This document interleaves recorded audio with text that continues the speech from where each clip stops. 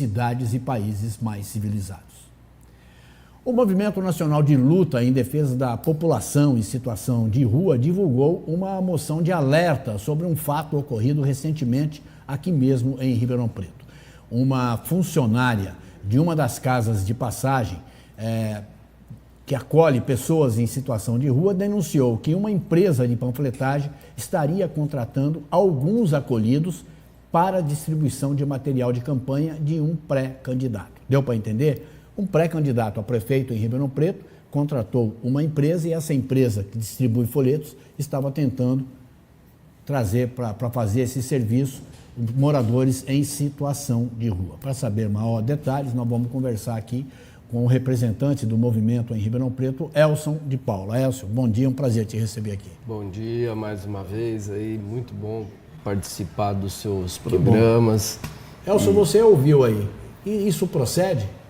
Sim, procede. Tá? Quem recebeu essa informação fui eu. Tá? Às vezes sou consultado aí pelo pessoal que atua nos serviços da rede protetiva em relação a algumas questões de defesa de direitos da população em situação de rua da cidade. E como é que foi feito isso? Dá para anunciar quem é que tentou fazer isso? Olha, eu gostaria de preservar o nome do pré-candidato, até porque não foi um só, porque dias antes eu já havia sido comunicado que uma empresa de panfletagem estava distribuindo o material de um outro candidato. É até bom preservar o nome do político, né, do pré-candidato, até porque a gente não está sabendo se ele...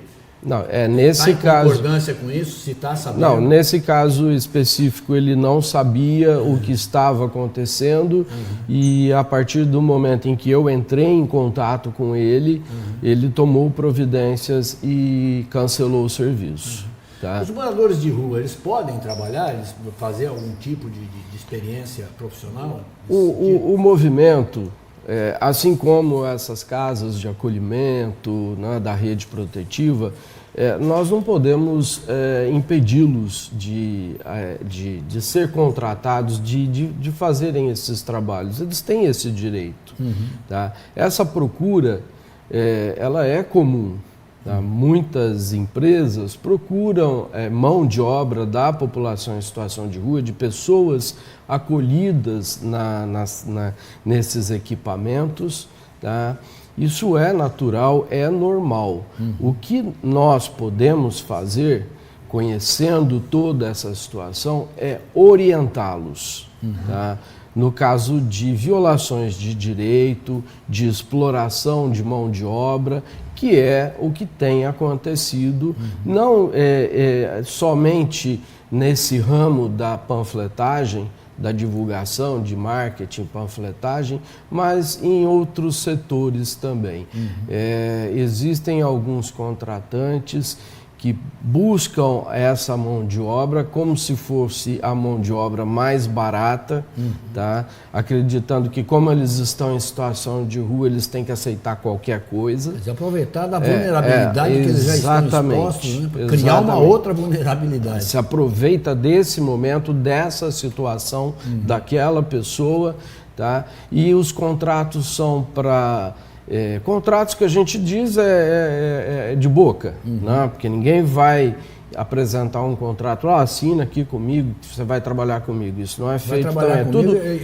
Teve uma proposta que chegou a oferecer um almoço, né? Sim. E pagaria o almoço. Sim. Como é que chama? No Bom Prato. No Bom Prato. E nesse caso específico, qual que era a oferta? Contratar um grupo de acolhidos dessa casa, tá, para trabalharem o dia todo, tá, seriam mais de 10 horas, tá, com um pagamento de R$50 a diária, tá, e não se falou em refeição. Tá.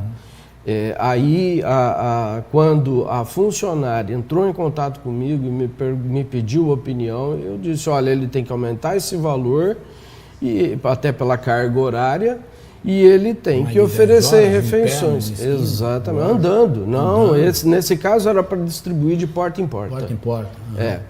E aí ela, conversando com ele aumentou para R$60, tá?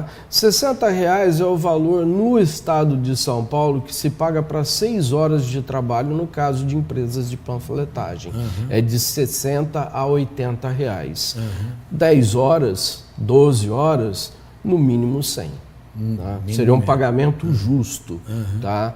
E aí, então, ele fechou então, com esse pessoal R$60 e prometeu levá-los para almoçar no Bom Prato. Tá? Pela extensão do horário, ele teria que ter fornecido lanche, água potável e gelada para esse pessoal durante o dia, né? Porque tem a questão da desidratação, tá? Ir levá-los e buscá-los, tá? E isso levou até o local onde eles iriam trabalhar, mas não foi buscá-los. Eu fiquei sabendo que eram mais... a exigência não é nada exorbitante, é uma exigência absolutamente normal. Sim. Água, né? Sim. Hidratação, Ribeirão Você tem que dar todas essas condições. Lógico.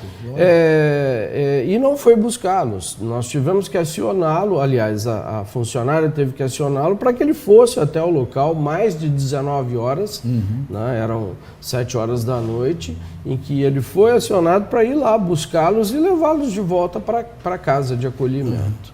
Tá? O pagamento aconteceu. O pagamento aconteceu até sexta-feira, a notícia que eu tenho, eu não me atualizei ontem, tá? Mas até sexta-feira, isso aconteceu no dia 8 de julho, 8 de julho, até sexta-feira passada, ele tinha pago para cada um deles, eram 7 pessoas, se eu não me engano, tinha pago em torno de R$20 para um e 25 para outros, tá? E não pagou o restante até sexta-feira, tá? Isso dias depois, após a execução do serviço. Só deixar bem claro que a associação que você representa, esse movimento de apoio ao cidadão em situação de rua, não é contra o trabalho. Não. Desde que seja remunerado à altura. Exato, é um trabalho digno. Lógico, né? É um trabalho digno. Muitas empresas, eu digo empresas, mas às vezes são pessoas que vão procurar as pessoas em situação de rua para fazer esses serviços e oferecem um pagamento para realizarem um trabalho braçal, né? Descarregar, aquele trabalho de chapa, né? Descarregar e carregar caminhão. Tá? Às vezes carregando pesos muito grandes, tá? com um pagamento muito baixo, sem oferecer a alimentação, uma carga horária excessiva, tá? Isso acontece muito, não tem EPI, tá? Não tem, como foi dito, o fornecimento de água. De proteção individual. Exatamente, né? Isso. Não tem EPIs e não há uma questão de segurança também para essas pessoas. Tá? Muitas pessoas da nossa sociedade também contratam as pessoas em situação de rua para realizar um trabalho qualquer e o pagamento às vezes é abusivo, é um pagamento muito baixo, tá?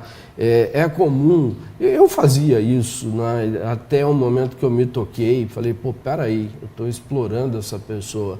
Ele passava na porta da minha casa e se oferecia para limpar a minha calçada, arrancar aquele matinho, dar uma varridinha, e eu dava lá uns troquinhos para ele. Eu parei com isso. Tá? Eu acho que não é justo.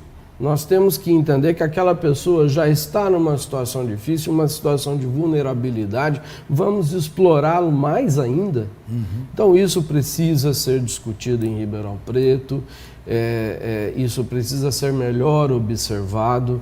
Eu creio que nessa questão da panfletagem agora vai se intensificar muito essa questão e a exploração ela vai acontecer como sempre aconteceu. E eu não falo só da população em situação de rua, porque eles contratam menores, você lembrou bem, isso é preocupante, nós temos que observar melhor isso, nós temos que denunciar, chamar a atenção do poder público para essa questão. Agora, Elson, é natural que vocês, um movimento que representam e defende, ampara o cidadão em condições de rua, em situação de rua, ele não tem um poder punitivo.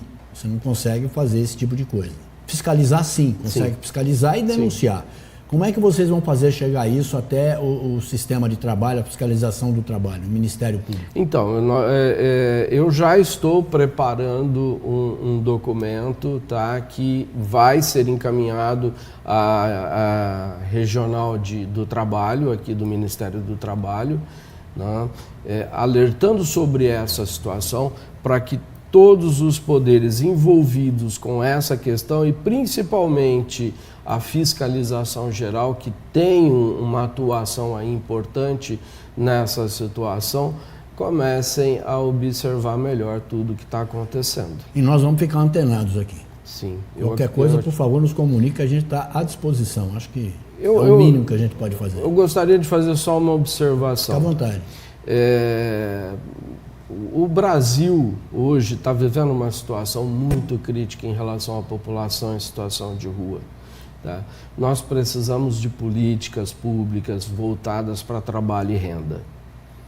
Tá? Ribeirão Preto não tem essa política ativa funcionando. Já teve, nós já tivemos aí o Cidade Limpa, tivemos um programa muito importante na época do governo Maggioni também, para criar uma força de trabalho aí com a população vulnerável.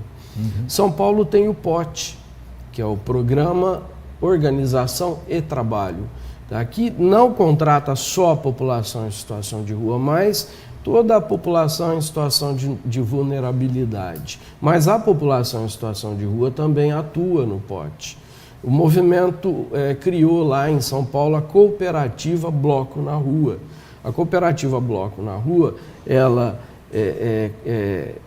traz a população em situação de rua para atuar no POT. E aí eles vão atuar, uma parceria com a Prefeitura de São Paulo, tá? E que permite que essas pessoas vão trabalhar em frentes de limpeza de praças, espaços públicos e possam receber lá um salário mínimo por mês. Tem uma organização, tem todo um cuidado com a carga horária, tem todo um cuidado com EPIs, com condições de trabalho dignas. Ribeirão Preto está precisando disso. Muito, muito, muito. Elson, obrigado pela sua presença aqui. Até uma próxima. Obrigadão. Até uma próxima. Muito obrigado.